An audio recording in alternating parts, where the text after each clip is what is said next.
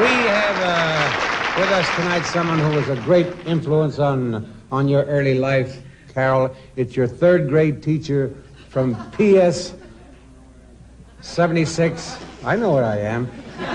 From PS 76 in New York City, Miss Elsie Birdwell.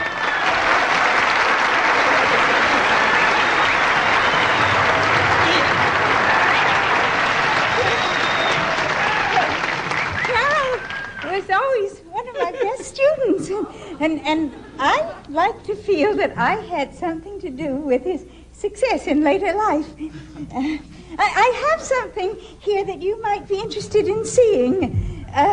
It's an arithmetic problem that I gave to Carol's third grade class, and Carol was the only one who got 100.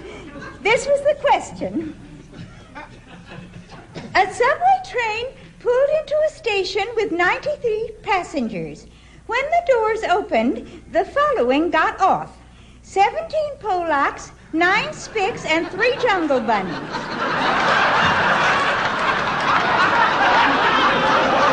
And the following got on: 28 Hebes, 16 Prouds, 12 Chinks, 5 Spaghetti Benders, and a Kami Pinko Rat.